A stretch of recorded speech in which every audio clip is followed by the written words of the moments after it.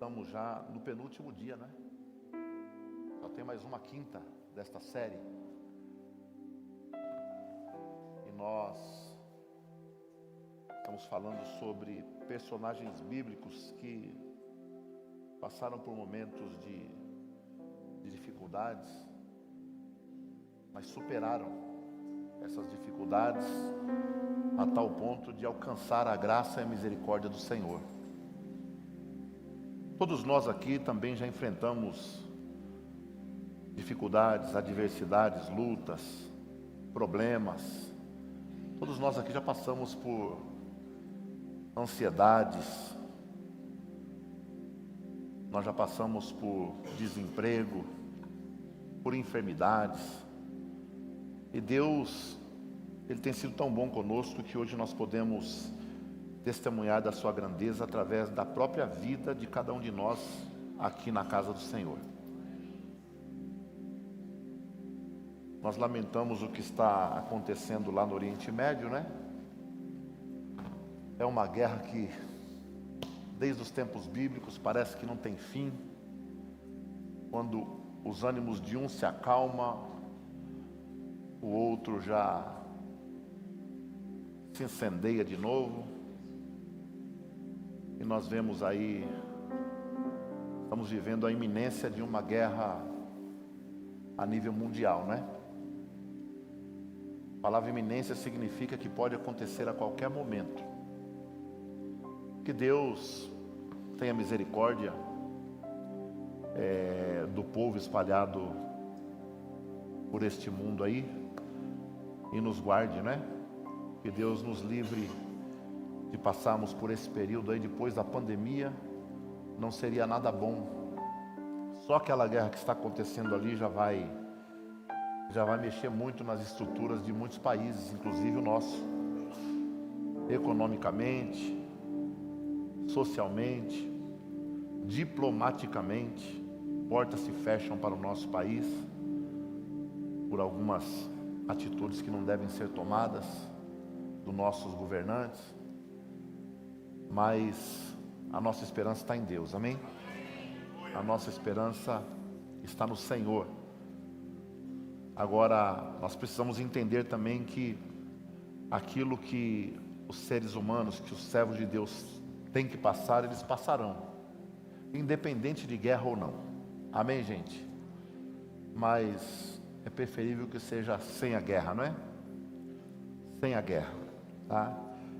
Para quem não tem um pouco da noção geográfica, o Irã hoje é a antiga Pérsia. Até o século passado, no começo do século passado, o Irã se chamava Pérsia. É a mesma da Bíblia, que durante um período foi até amiga do povo judeu. Mas depois, por desacordos, se tornou uma das grandes inimigas. E hoje é a maior ameaça que existe no Oriente Médio, né? E Israel está lutando contra algumas atitudes tomadas pelo Irã, que é justamente o armazenamento de urânio, né? Do material, da matéria-prima que se confecciona bombas nucleares. E o urânio não é só usado para bomba, é também para energia. Mas a quantidade é muito grande lá, muito grande. E nós precisamos orar, precisamos voltar nossos olhos lá para Jerusalém e orar e interceder por Jerusalém, como disse o salmista: orai para que haja paz dentro dos muros de Jerusalém. Amém, gente? O povo israelita, o povo judeu, precisa tanto de Jesus quanto nós. Eles não creem em Jesus, mas nós cremos. Se nós cremos em Jesus e sabemos que Ele é Deus, Ele também tem poder de mudar a mentalidade e entrar no coração daquele povo. Amém, gente? Quanto mais nós orarmos por pessoas que estão em eminência, em destaque, mais tranquilidade nós teremos na nossa vida. Nós precisamos orar. para que Deus intervenha. Amém? Muita gente perguntando, pastor, é a tribulação, é a grande... Irmão, não tem nada a ver com tribulação. Não tem nada a ver com grande tribulação. É uma tribulação, mas não é a grande tribulação. Não tem nada a ver com, sabe, confirmações bíblicas. É mais uma guerra. É mais uma guerra. E a igreja de Cristo não vive baseada em sinais, embora os sinais mostram. Mas nós não dependemos de sinais. Amém? Nós não dependemos de sinais. A guerra, rumores de guerra, uma coisa ou outra. Nós não dependemos disso e nem ficamos olhando para isso aí. Tá? Porque a volta de Jesus, ela pode ser a qualquer momento. Porque nós não estamos falando de fim do mundo, nós estamos falando de arrebatamento da igreja. Amém? Então Jesus pode voltar agora, no final desse culto, durante essa noite. Tá? Então nós temos que nos preparar para isso. Não temos que temer, temos que orar por este povo, para que Deus salve a maior quantidade de pessoas possível, para que eles creiam em Jesus, para que eles sirvam a Jesus. Assim nós vamos ter uma vida mais tranquila também, e vamos ter que superar menos dificuldades. Amém? Quanto melhor, sabe, o relacionamento entre as nações estiver, menos problema nós vamos ter que enfrentar. Subentende-se que menos superação, né, nós vamos ter que viver. Nós vamos passar por momentos de tranquilidade. Sabemos muito bem que a Bíblia não indica isso, mas se nós podemos orar, irmãos, oremos, para que Deus abençoe, para que Deus coloque suas mãos, para que Deus nos dê vitória. Você entendeu? Diga amém. Na época de Jesus, existiam 24 turnos de serviço no templo. O templo, na época de Jesus, o templo de Jerusalém, era o mesmo templo que Salomão havia construído. Todos aqui se lembram, em 2 Crônicas 6 e 7, quando ele termina de construir o templo, ele coloca as mãos nos umbrais da porta e ele ora. Quando ele está orando ali, do lado de fora do templo, de frente com o templo, existia uma escadaria. Naquela escadaria, eu queria só pedir para o pessoal da porta, se puder abrir a porta de cá, vai ajudar. Isso, a de cá, porque a de lá está esse barulho aí, tá aí e rouba a atenção. Só aqui, amanhã a gente já resolve isso aí, tá bom? Me ajuda aí, por favor. Então, diante do templo havia uma escadaria. Nessa escadaria, neste exato momento, estavam reunidos ali 4.000 cantores.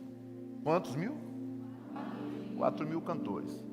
Isso está registrado em 2 Crônicas 6 e 7. 1 Crônicas 16 vai mostrar quem eram os regentes: Emã, Temã e Asaf. Asaf era, no tempo que foi estabelecido os turnos, que foi o rei Davi quem organizou o culto. Quando foi estabelecido os turnos lá atrás, eram 24 turnos. Davi separou as ordens por famílias. Por famílias. Se você ler no capítulo 1 de Lucas, você vai ver que João Batista, o pai de João Batista, Zacarias, estava servindo no templo. Ele era da 8ª ordem, da ordem de Abias. Era uma das ordens. Cada ordem tinha o nome de um líder da sua tribo. E Davi ali, ele separa 24 turnos para se trabalhar no templo por uma semana. Eles trabalhavam 2 a 3 vezes no ano no templo, por 7 dias. E também serviam em escalas diferenciadas quando era festa.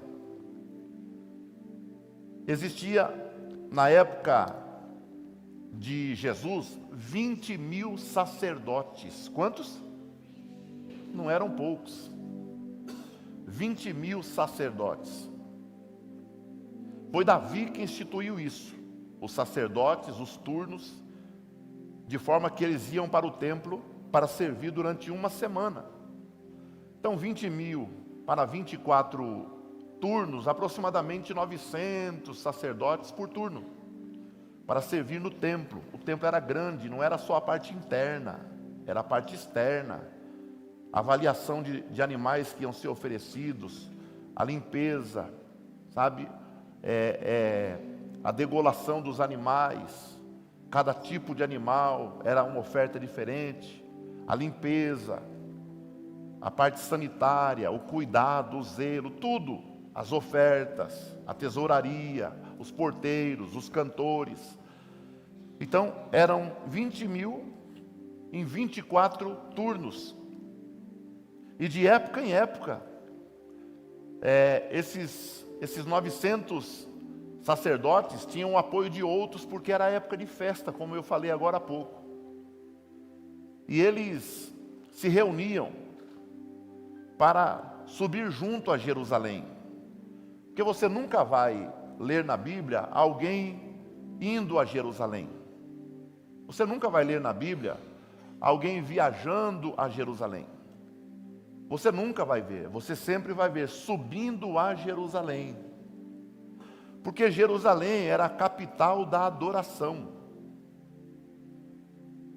E a geografia era justamente elevada. E num certo momento, numa certa ocasião, a Bíblia vai nos mostrar que um grupo de sacerdotes estavam reunidos para subir a Jerusalém. Eles estavam reunidos porque a subida de onde eles estavam a Jerusalém era muito longa, muito perigosa. Era uma subida complicadíssima.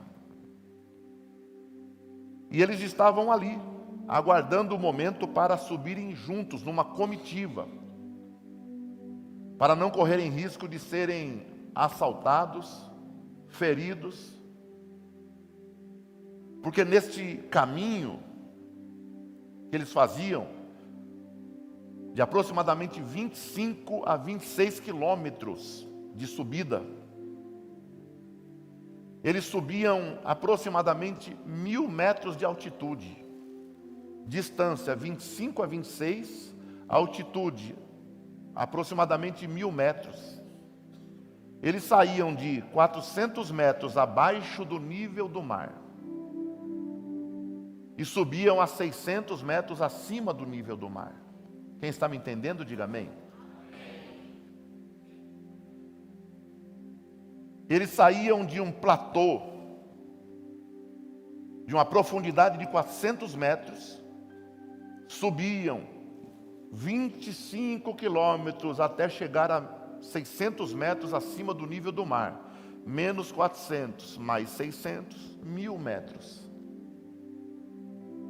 Lá em cima era Jerusalém, a cidade das festas, a cidade em que eles celebravam ao Senhor, a cidade chamada Cidade de Paz. É isso que significa Yarushalayim, cidade de paz, conquistada por Davi. Davi derrotou o povo que ali habitava. Os jebuseus eram um povo sanguinário, e Davi os retira de lá. Davi compra aquele espaço, porque Davi, num dado momento, ele desobedece ao Senhor, enumerando o povo que tinha com ele. E Deus fala para ele escolher, olha, cair na mão do inimigo, uma praga, ou fugir durante 3 dias. Sabe, na minha mão, fugir durante 3 dias ou uma praga. E ele falou, olha, e que eu caia na sua mão, Senhor, não da mão dos homens, que na tua mão há misericórdia. Para que vocês entendam, naquele momento foram 70.000 homens de Israel que foram mortos pela praga que Deus mandou. E Davi correu ao profeta, o que eu faço? E o profeta disse, ofereça um sacrifício ao Senhor no mesmo lugar que você mandou contar o povo. Porque Deus queria mostrar para Davi que a vitória não vinha pela quantidade de soldado capacitado, mas a vitória vinha dele. Dessa forma é conosco. A nossa vitória não vem da nossa capacidade. A nossa bênção não vem porque nós fazemos ou deixamos de fazer. A gente não é porque a gente fez, a gente é porque Ele quer que a gente seja. A gente é abençoado porque Ele quer nos abençoar. E então, Davi, ele vai até o profeta e o profeta fala: olha, faça um sacrifício. Então ele vai a um determinado lugar, naquela época, e ele chega até um lugar chamado Eira de Araúna. E ali está Araúna, cuidando da terra. Era um terreno, e o dono era Araúna. E ele chega e fala para Araúna: eu preciso fazer um sacrifício e quero que você me venda a sua terra. Araúna desceu do carro de boi e falou: o boi está aqui para o senhor fazer o sacrifício, a terra está aí, e use a madeira para assar o boi e fazer o sacrifício para o Senhor. Eu não quero nada do Senhor, o Senhor é meu rei, é tudo teu. E Davi disse: eu não posso aceitar, porque eu não posso oferecer nada a meu Deus que não me custe nada. E foi assim que Davi estabeleceu então a cidade de Jerusalém, lá no mesmo lugar onde em Gênesis 22 Abraão deitou seu filho, no Monte Moriá. No mesmo lugar é edificado Jerusalém. Ali depois Salomão constrói o templo. Naquele mesmo lugar, Nabucodonosor destrói o templo. Depois de alguns anos, aquele povo volta e reconstrói o templo, muito mais inferior em suntuosidade, muito inferior. Nesse mesmo templo, por volta de 30 a.C., Herodes o Grande, ele reforma o templo, para cair na graça do povo judeu. Nesse mesmo templo, é o templo em que se cumpre Ageu 2:9, que o povo dizia: esse templo que vocês estão reformando aqui, Neemias, não é nada diante daquele templo que Salomão construiu. Quem viu a glória daquela casa e vê essa aqui, isso aqui não vale nada, é muito inferior. E Ageu libera a profecia dizendo: mas a glória dessa última casa será maior do que aquela. Aleluia. Glória a Deus. Eu estou dando essa guisa introdutória para você entender aonde eu quero chegar, aonde Deus me deu para falar.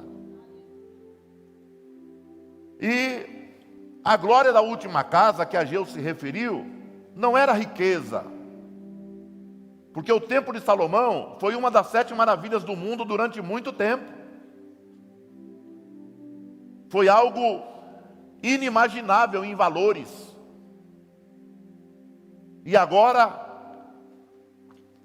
Deus fala que a glória desta casa, desse templo, com madeira e ouro no meio, sem pedra preciosa, sem nada, vai ser maior do que aquela? Sim, porque nesse mesmo templo, no lugar em que Davi conquistou, que Salomão construiu, que Nabucodonosor destruiu, que o Herodes o Grande reformou, não é? Depois que Neemias levantou, nesse mesmo templo inferior àquele, a Bíblia diz que José e Maria entram com um menino, e um homem que estava orando disse: Senhor, pode me matar já, porque os meus olhos já viram o Salvador do mundo. Essa era a glória da última casa, maior do que a da primeira, porque a primeira era riqueza, era suntuosidade, era pedra preciosa, era o brilho do ouro, mas a segunda era o dono do ouro, o dono da pedra, dono do templo, dono da terra.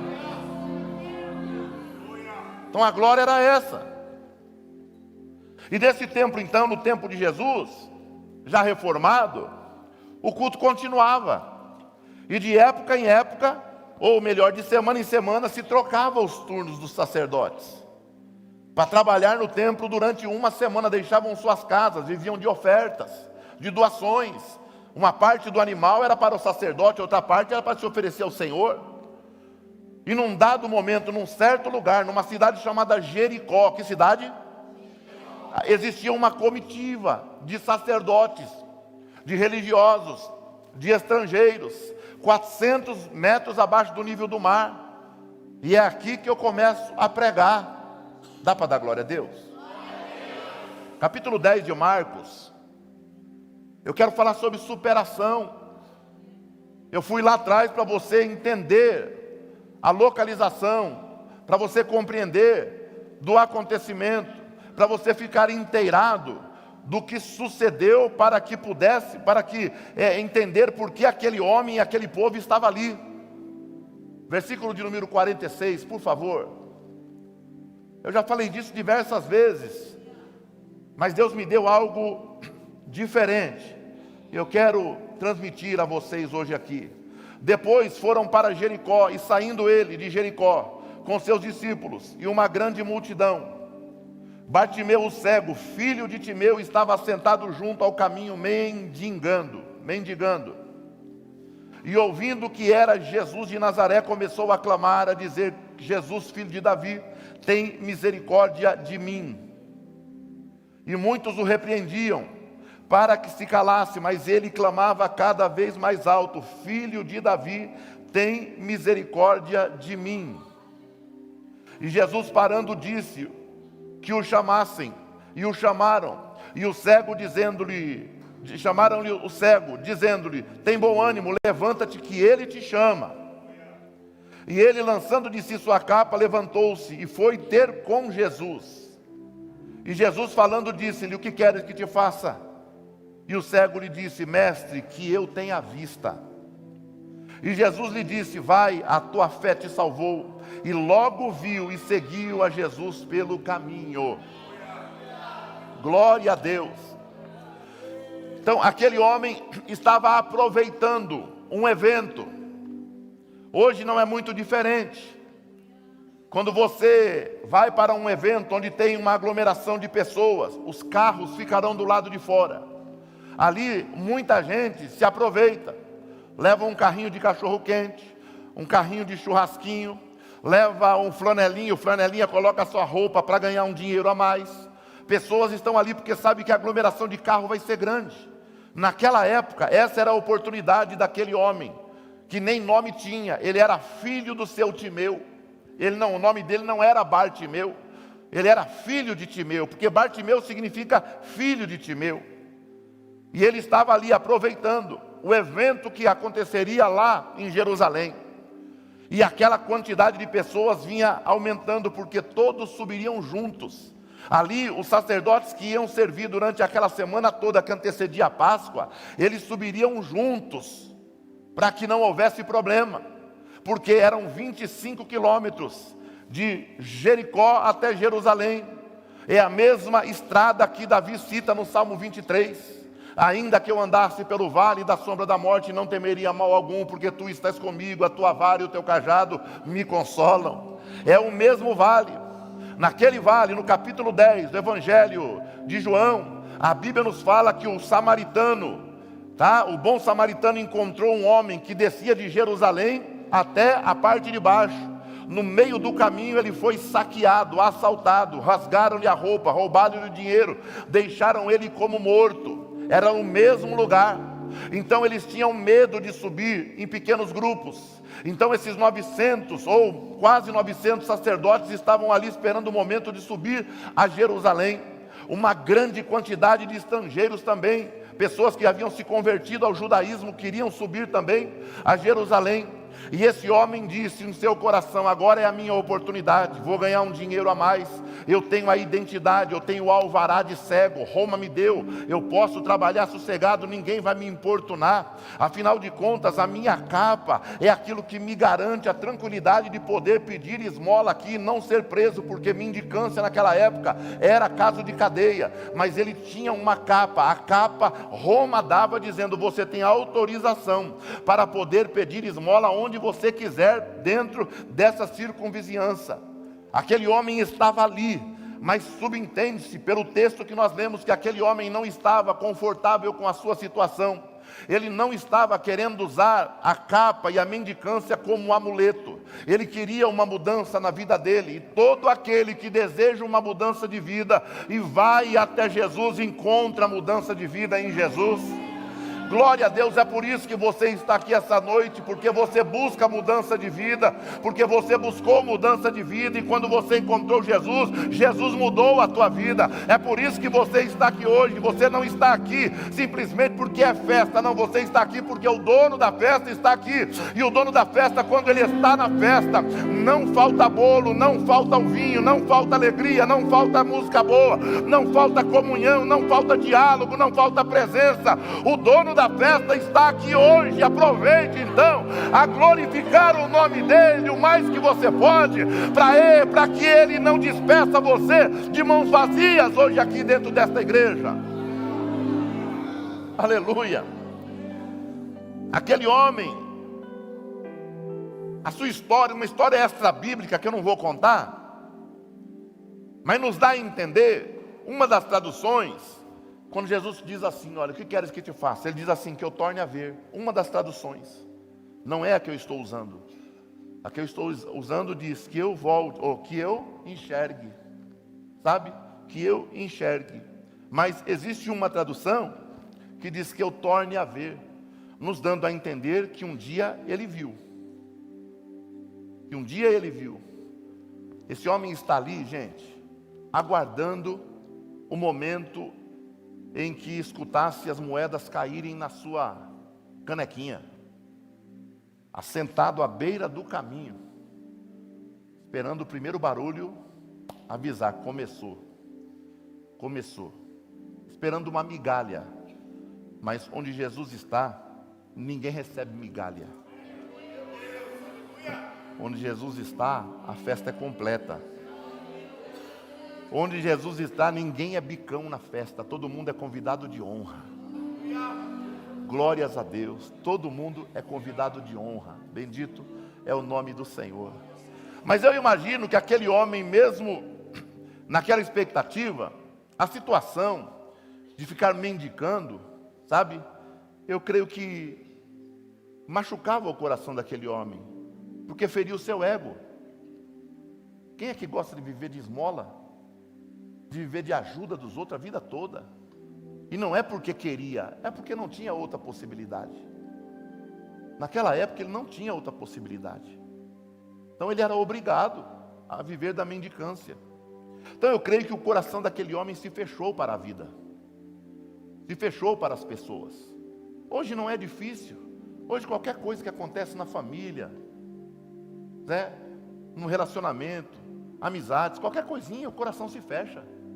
Aí você fala, me decepcionei. Quem aqui nunca? Quem aqui nunca se decepcionou com alguém?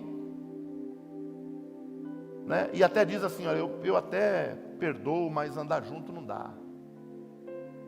E é um direito que a pessoa tem. Sabe? Perdoar é obrigação, andar junto é um direito. Ninguém é obrigado. Tá? Mas eu imagino que o coração desse homem, ele se fechou. Mas quando ele está ali esperando o primeiro barulho da moeda avisar, sabe quando o som do caixa lá, a toque de caixa, né? Plim, avisando, começou. Antes dele ouvir, acho que a primeira moeda cair, digo eu, não a Bíblia. Eu imagino que antes de cair a primeira moeda, ele escutou uma palavra assim, dizendo assim, Jesus, filho de Maria, está aí. Aleluia. Ele esperando uma moeda cair, sabe? E de repente ele escuta alguém dizer, é gente demais. Tem mais de 900 sacerdotes aí, ó. Tem estrangeiro, gente de outras línguas. E alguém parece que fala assim, e o filho de Maria também está aí, o tal de Jesus. Ai, irmão. Eu imagino que quando ele ouviu, o tal de Jesus também está aí, eu creio que ele começou a passar um filme, sabe? A pessoa imaginando tudo aquilo que ele ouviu de Jesus, sabe? Era a última semana de Jesus. Tá? Dali ele iria entrar em Jerusalém, montariam ele no jumento, e dali ele ia para a cruz.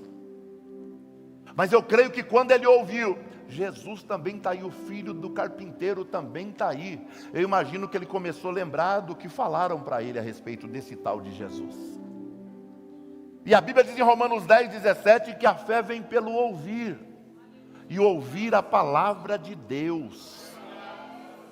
O texto vai dizer, sabe, no versículo 47, pode deixar, tá bom? Pode deixar, que eu não vou mais sair daí não, desse texto, tá? Que, olha aí, ele começou a clamar quando ele ouviu que era Jesus. Ele ouviu. Eu creio que ele superou a incredulidade.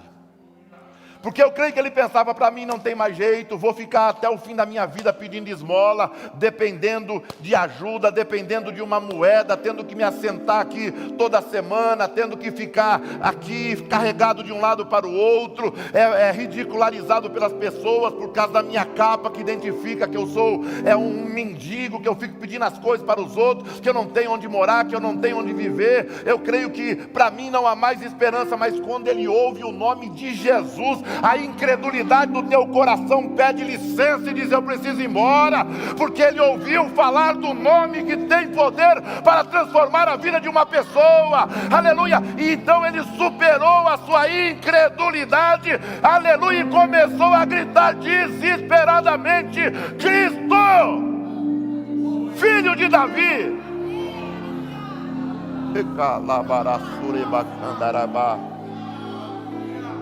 Aleluia. Diga para quem está ao seu lado: supere a incredulidade. Diga para essa pessoa: acredite, vai acontecer. Aleluia. Supere a incredulidade. Quantas coisas você achou que não ia dar certo e deu certo? Quantas vezes você achou que era impossível e aconteceu? Quantas vezes você disse: é impossível mudar e teve transformação? Quantas vezes você disse: isso não é para mim, e você vive isso hoje porque Deus te deu? Então supere hoje a incredulidade que Satanás, aleluia, quer lançar na tua alma. Viva a fé verdadeira em Cristo Jesus. Seja alegre, seja feliz, porque Cristo tem vida abundante para você.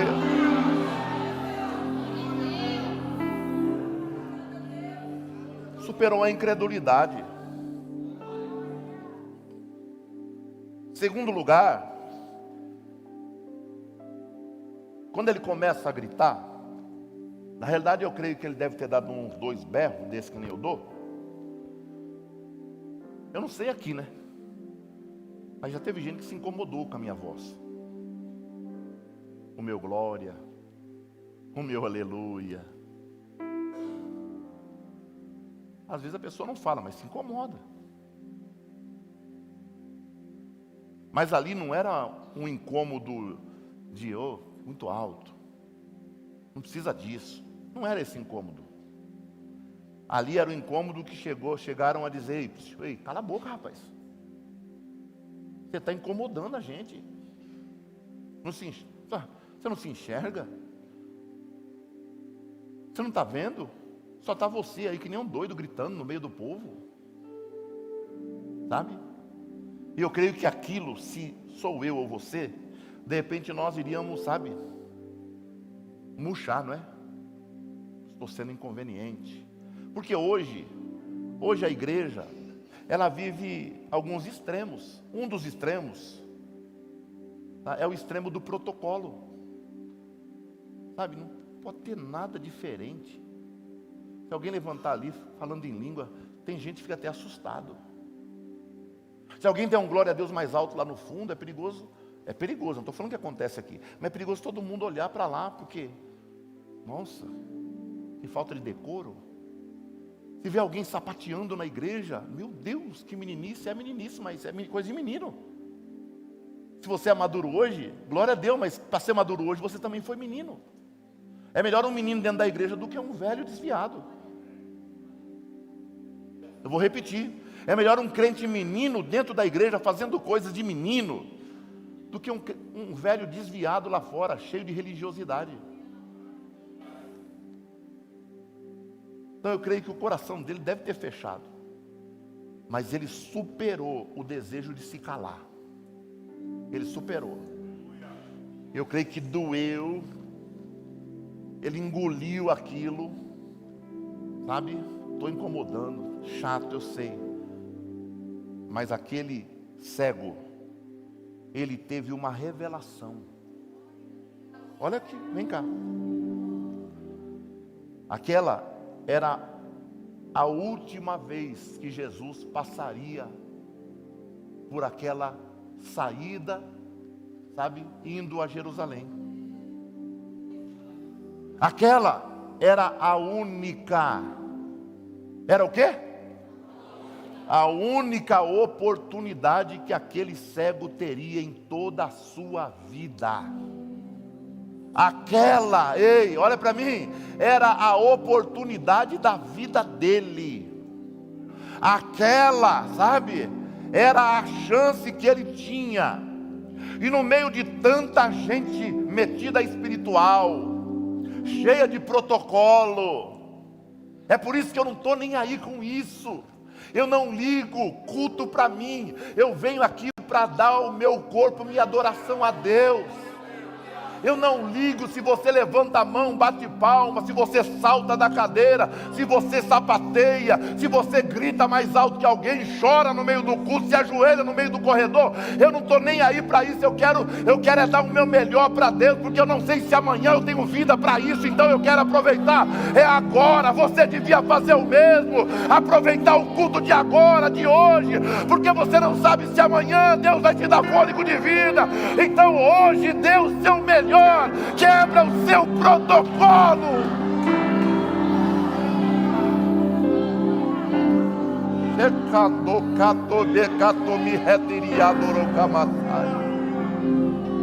Aleluia.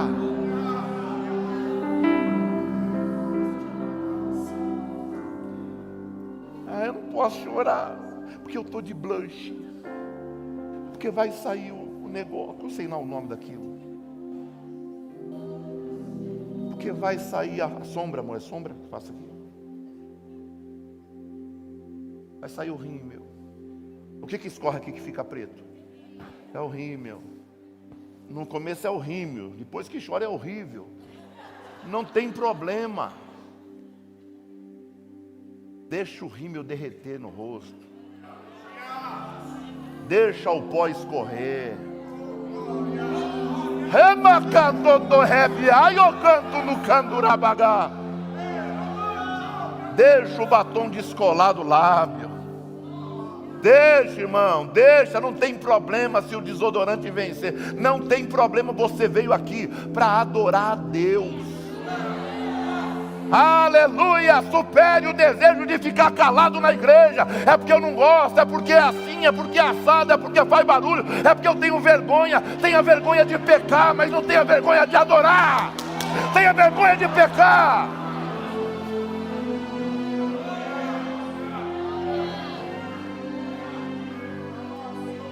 Remacandorosemi darabagá. Aleluia. Ouvindo que era Jesus de Nazaré, começou a clamar e dizer: Jesus, filho de Davi, tem misericórdia de mim. 48. Ó, e muitos o quê? Cala a boca aí, rapaz. Te dou um pedala Robinho, um cascudo. Para de gritar. Aqui não é lugar disso. Diga para quem está ao seu lado: engano deles. Diga onde Jesus está. O que não pode acontecer é silêncio. Diga, porque lugar de silêncio é lá no cemitério. E o meu Jesus é vida.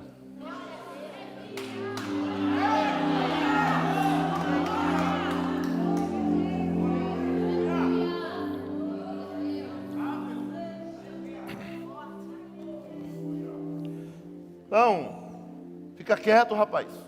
Está incomodando a gente. Tem gente importante aí. Tem sacerdotes aí. Os sacerdotes eram, quem não enxergava de verdade era eles. Porque quando ele ouviu falar de Jesus, ele começou a gritar. Eu imagino, hein? Eu imagino ele perguntando para alguém assim: é o Jesus filho da Dona Maria? É o Jesus filho do seu José, que tem a carpintaria? E o povo dizendo: é ele sim. Eu imagino ele perguntando: é esse aí que andou sobre o mar? E alguém respondendo: ah, estão dizendo por aí, eu não vi nada. É esse aí que ressuscitou Lázaro depois que estava morto 4 dias? E alguém dizendo assim: ah, também disseram, eu não vi. Porque no meio dos crentes, o que mais existe é incredulidade. O que mais existe é dúvida. No nosso meio, o que mais existe é dúvida de que se Deus faz mesmo. Mas existe um ditado lá fora que quando acontece uma desgraça na vida de alguém, a pessoa, a primeira coisa que ela fala, ela diz assim: ó, eu nunca imaginei que isso ia acontecer comigo. Pois eu quero te falar isso para você do lado espiritual, do lado glorioso.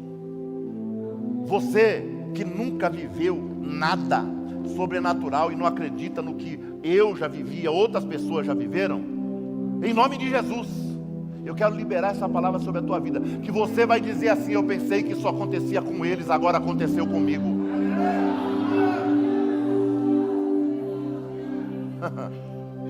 Porque Jesus não chamou ninguém para ficar à beira do caminho só gritando. Jesus chamou pessoas para viver uma vida plena do lado dele, junto dele, caminhando nele e ele na pessoa. Glória a Deus. Então supere o desejo de se calar hoje. De repente a tua dúvida é tão grande que você não consegue abrir o teu coração. Mas abra o coração. Feche os seus olhos carnais, abra seus olhos espirituais e contempla Jesus passando aí do teu lado. Glória a Deus. Pronto para dizer o que é que você quer que eu te faça. Aleluia, aleluia, aleluia, aleluia.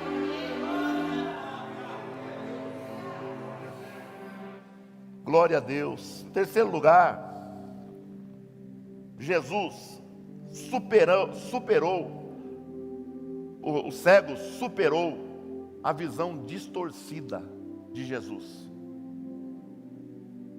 Ele superou a visão distorcida que lhe passaram acerca de Jesus.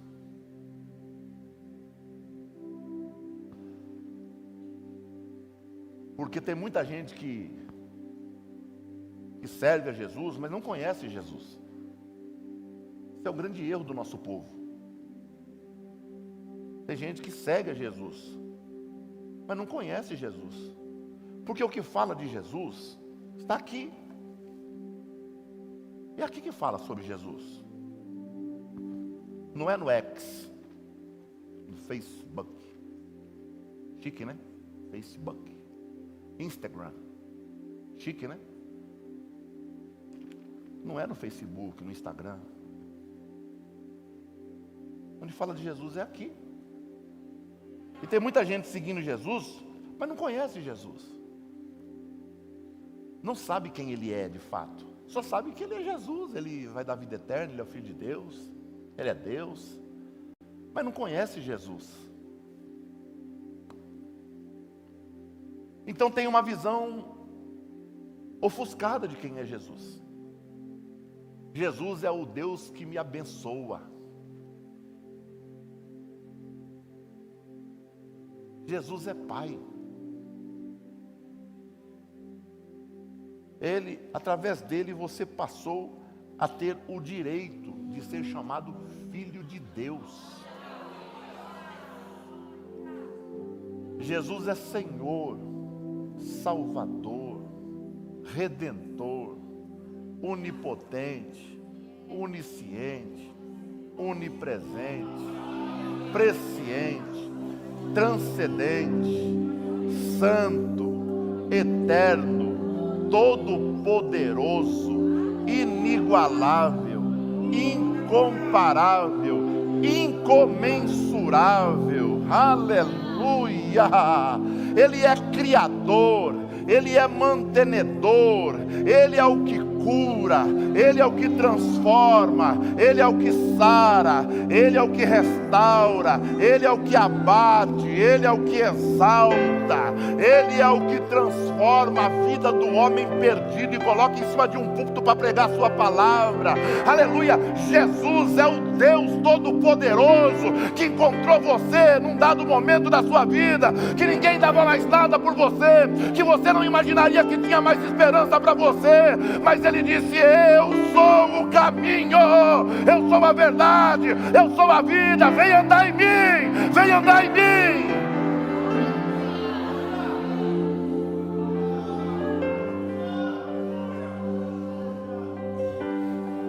O que é que você acha que os crentes estavam dizendo para aquele homem?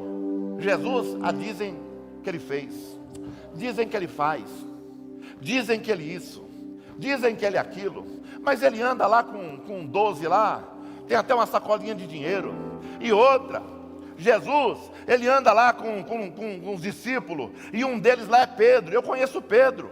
Pedro, qualquer coisa que você falar para Pedro, ele já quer esmurrar a gente. Eu conheço Pedro, Pedro é grosso, sabe? Se ele fosse Deus de verdade, ele saberia quem é Pedro. E outra, ele anda também com um lá que ainda é tesoureiro dele, e eu sei quem é Judas. Judas é enrolado, faz negócios aí, é meio escabrosos aí, ele sonega, ele pega dinheiro, eu sei. Se ele fosse Deus de verdade, ele saberia quem é Judas. Que é isso? Estão dizendo tanta coisa de Jesus, mas Jesus, eu acho que ele não é nada disso, viu, Bartimeu? Eu acho que essa história de Jesus aí, mas quando ele está ali, irmão, pedindo esmola, um monte de sacerdote falando de coisas que não tinha nada a ver com o reino de Deus, somente de religiosidade, somente de lei. Ele escuta alguém dizendo Jesus de Nazaré. Eu imagino que ele esqueceu de todas essas mazelas que falaram de Jesus, e ele só lembrou que Jesus andou sobre as águas, curou Lázaro, curou a sogra de Pedro, aleluia, sarou a mão ressequida do homem, curou a barriga d'água, ele deu vista ao cego, ele limpou o leproso. Ele esqueceu da visão distorcida que passaram para ele a respeito de quem era Jesus,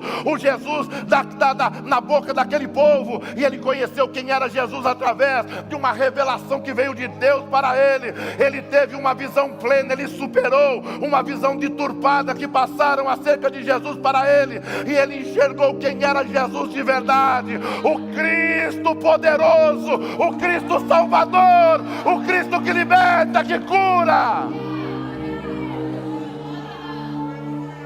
Aleluia, aleluia. Quando ele tem essa revelação e uma visão plena do Cristo, de quem é Jesus, ele começa a clamar: Cristo, que significa ungido, Filho de Davi, que significa descendente do primeiro rei digno de Israel, que foi Davi, da tribo de Judá. Quando ele reconhece, ele diz: ungido, você eu reconheço, eu não estou te vendo, mas eu sei, porque aqui dentro testificou que o Senhor é descendente da tribo de Judá, através do rei Davi. Aleluia. Nunca ninguém provavelmente tinha dito isso para ele, só tinham dito coisas erradas. Mas quando ele tem um encontro com Jesus, o Espírito Santo testifica: é esse o homem que vai mudar a tua vida, vai mudar a tua história, é esse. Quando ele reconhece, ele não pede esmola, ele não pede um dinheirinho para melhorar de vida, ele não pede um remedinho para febre. Ele fala: não quero nada disso, eu não quero essa vida mais para mim.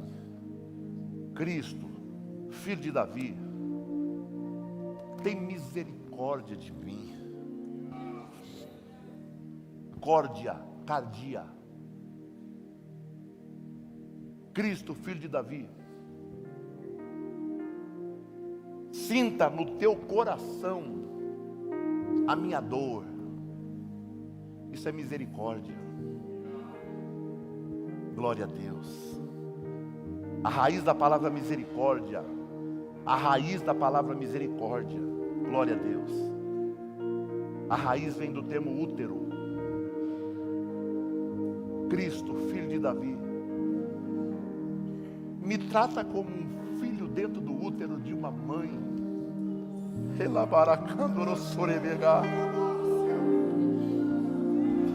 Me faz sentir o teu amor, que nem o feto, quando está dentro do útero de uma mãe, ele sente a alegria dela, a tristeza dela. Quando ela conversa com o feto sente. Me trata assim, Pai, tenha misericórdia de mim, como o Senhor tem misericórdia de um feto que está dentro do útero de uma mãe. Ele está protegido, guardado, aquecido, alimentado. Faz isso comigo, Cristo, filho de Davi.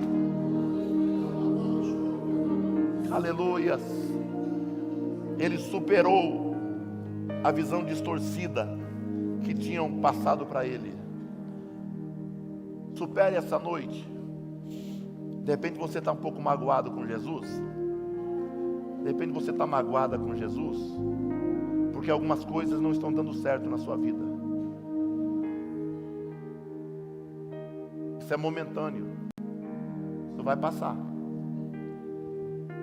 E quando passar, você vai perceber que em todo momento você estava como uma criança dentro do útero de uma mãe.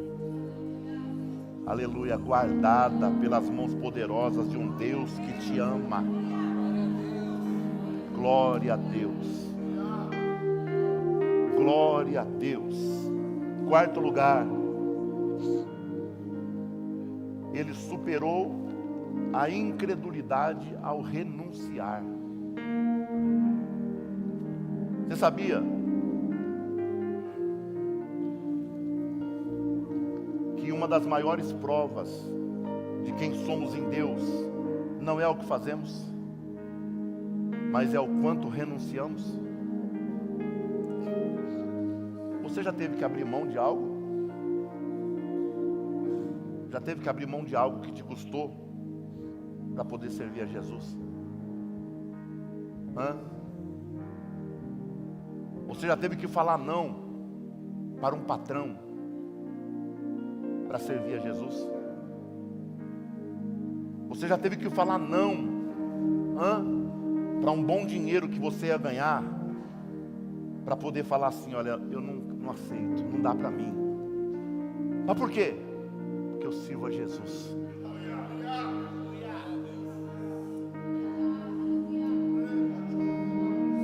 Aleluia.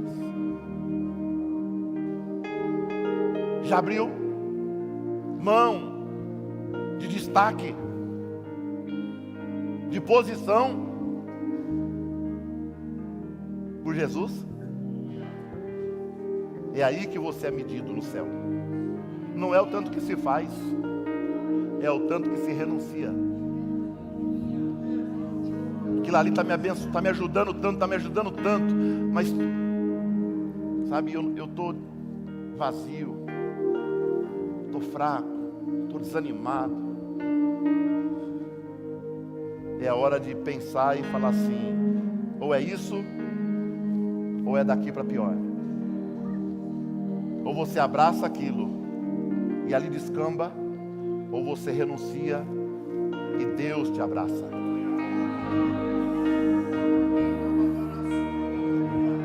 Glória a Deus. Glória a Deus. Glória a Deus. Ele está aqui. Glória a Deus. Oh, glória a Deus. Glória a Deus. Glória a Deus.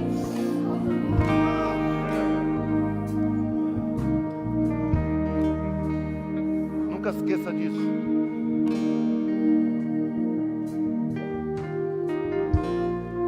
Uma das coisas que mais envergonha um servo de Deus, envergonha, eu acho que uma das coisas que mais causa vergonha num servo de Deus, eu sempre falo isso aqui, tem gente que até usa essa palavra: pastor, eu lembrei daquilo que o senhor fala. É quando você troca o importante pelo urgente. Sabe quando você tem um compromisso, aquilo ali é para você. Você assumiu aquilo. Aquilo é seu. Tá aqui. Isso aqui é para mim. Mas aí apareceu alguma coisa de última hora. Eu não estou falando isso aqui à toa e nem saí para falar isso. Nem saí. E a palavra de Deus não tem curva. Não tem. Ela vai direto no coração. E se alguém estiver enquadrado nisso, é hora de ter a visão correta de quem é Jesus. Voltar, pedir perdão e dizer: Pai, eu nunca mais faço. Em qualquer área da sua vida. Aquilo ali é para você, Deus entregou para você. Mas aí apareceu um negócio. Ó, apareceu um negócio. Quantas vezes, eu vou dar um exemplo, e eu não quero me engrandecer. Não quero me engrandecer. Porque eu sei que muitas pessoas já fizeram. Eu, quando pregador,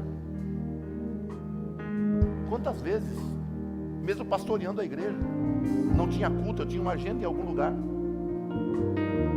Já combinado com a igreja lá, vou pregar em tal lugar.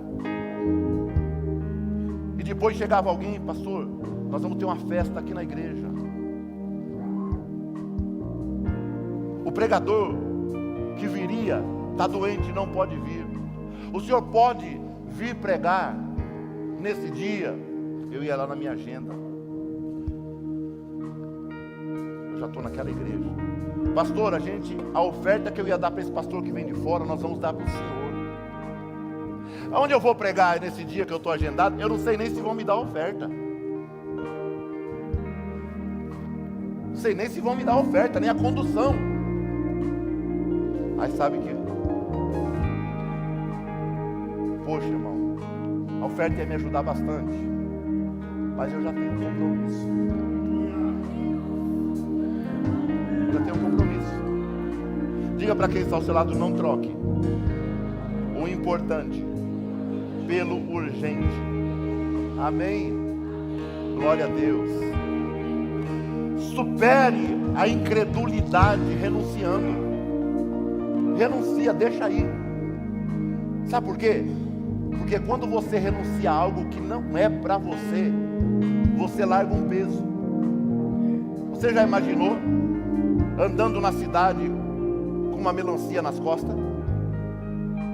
Já se imaginou andando na cidade com 2 sacos de cal, um de cada lado, o dia todo? Quando você solta, não é um alívio? Isso é renunciar. Porque quando você renuncia, você abre mão daquilo que não é para você, mas você está segurando porque quer que seja para você. E aí quando você renuncia, o alívio é imediato. Aleluia. Glória a Deus. Aleluia. O alívio é imediato. Sabe por quê? Porque quando ele renunciou à sua capa, o texto diz, coloca para mim aí versículo 50, por favor. Versículo 50. Glória a Deus. Ó, Jesus chama ele. Quando Jesus o chama, ele larga a capa. A capa era autorização para pedir esmola, era garantia de salário. Ele abre mão e fala: ele está me chamando, e se ele me chamou, eu não quero nem saber o que vai acontecer. Se ele me chamou, eu vou do jeito que eu puder ir. Eu não sei nem que direção que ele está, mas se ele me chamou, eu vou largar a minha capa, a minha muleta, o meu apoio, a minha bengala. Eu vou largar e vou na direção dele. Glória a Deus.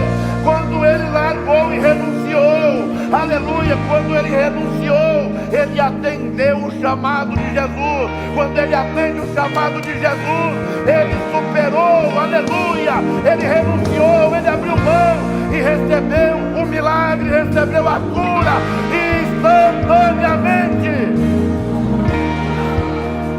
Fica de pé, adorando ao Senhor. Adore.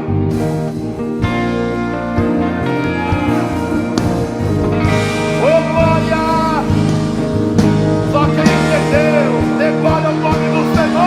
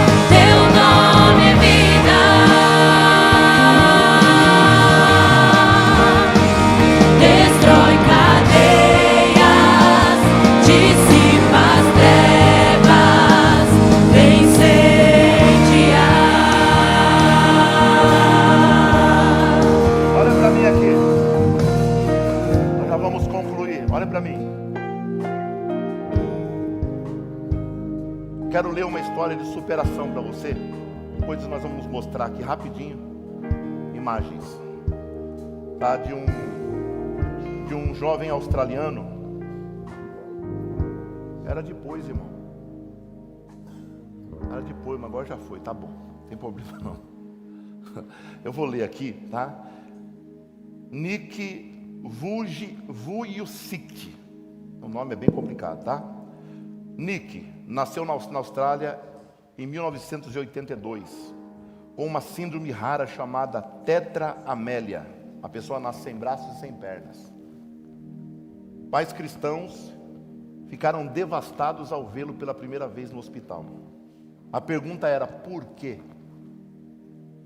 A medicina não tinha uma explicação concreta e o futuro parecia totalmente incerto. A luta interna na infância. Ele enfrentou muito mais do que problemas, enfrentou bullies diários devido à sua limitação física, desprezo, sentimento de solidão. Tentou tirar a sua própria vida aos 10 anos, pois não via sentido em continuar vivendo. O que ele imaginava: nunca vou me casar, nunca poderei trabalhar, nunca serei independente. Mas aos poucos algo começou a mudar. Sua fé em Deus, sua fé em Deus, o apoio da família e uma decisão interna de não ser vítima da própria condição, fizeram nascer nele uma força que ultrapassasse qualquer limite físico. Veio a superação, a virada na sua vida. Ao aceitar sua condição, Nick descobriu que, apesar de não ter braços nem pernas, ele tinha algo muito maior: propósito. Propósito, olha o poder de um propósito. Propósito é decidir superar dificuldades, tá?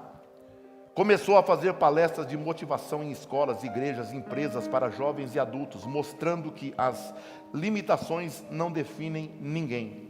Hoje Nick viaja o mundo inteiro como um dos maiores palestrantes motivacionais. É autor de vários livros, entre eles Uma Vida Sem Limites, e é fundador da organização Vida Sem Membros, que apoia pessoas com deficiência. A superação levou o Nick também a realizar seus maiores sonhos. Casou-se com Kanai Miyahara em 2012. É pai de 4 filhos.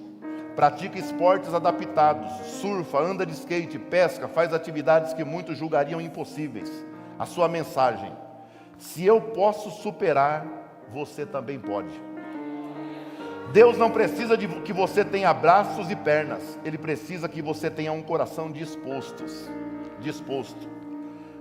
Ele diz que a maior deficiência não está no corpo, mas na mente e no espírito, quando a pessoa deixa de acreditar que pode vencer.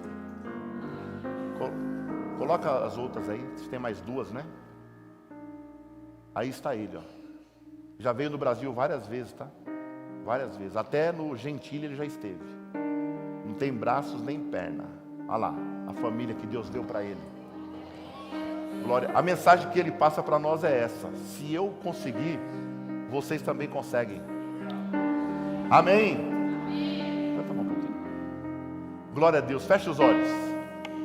Levante suas mãos assim para o céu, ó. Teu assim, nome é cura, é glória a Deus. poderoso.